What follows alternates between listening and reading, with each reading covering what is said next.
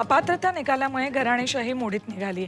बाळासाहेबांच्या हिंदुत्ववादी विचारांचे आम्हीच खरे वारसदार आहोत असं म्हणत मुख्यमंत्री एकनाथ शिंदेंनी उद्धव ठाकरेंवर हल्लाबोल केला। हिंगोलीतून मुख्यमंत्री एकनाथ शिंदेंचं रात्री मुंबईत आगमन झालं, त्यावेळी शिंदेंनी ठाकरेंवर निशाणा साधला।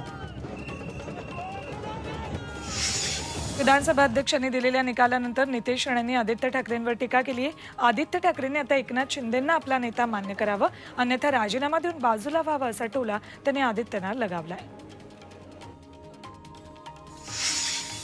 विधानसभा अध्यक्षांनी ऐतिहासिक नाही तर लोकशाहीचं तोंड जगात काळं करणारा निर्णय दिलाय।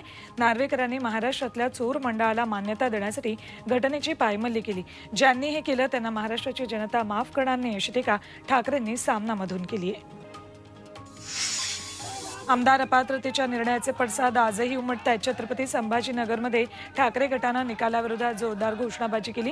धुळे, सोलापूर राष्ट्रीय अमृत नोनी आर्थो प्लस, ये एक प्रूवन फॉर्मूला है। इसमें मौजूद नोनी फल के गुण और आयुर्वेदिक जड़ी बूटियां शरीर को जरूरी पोषक तत्व देने के साथ साथ हड्डियों और जोड़ों के घिसने, उनमें होने वाले सूजन और दर्द को रोकने में मदद करता है। दर्द मुक्त जीवन के लिए अमृत नोनी आर्थो प्लस। मार्गावर आंदोलन केलं।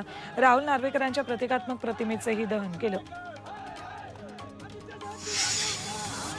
शिवसेना आमदारांच्या अपात्र प्रकरणाचा निकाल लागल्यावर महाविकास आघाडीनं टीका केली। ठाण्यात महाविकास आघाडीनं पोस्टरबाजी केली। दिवसाढवळ्या महाराष्ट्रात लोकशाहीची हत्या झाली आणि लोकांनी ती उघड्या डोळ्यांनी बघितली। अब न्याय जनता करेगी असा मजकूर लिहिलेले पोस्टर्स महाविकास आघाडीने लावलेत। शिवसेनेचा निकाल आल्यानंतर राष्ट्रवादी काँग्रेसच्या दोन्ही गटांनी दाखल केलेल्या याचिकांवर अध्यक्षांना निकाल द्यायचा आहे। सुप्रीम कोर्टाच्या आदेशानुसार नार्वेकरांना 31 जानेवारीपर्यंत या याचिकांवर निर्णय घ्यावा लागेल। ही कार्यवाही 6 जानेवारीपासून सुरू झाली। 20ला साक्षीदारांची तर 23ला प्रतिवादींची उलट तपासणी होईल।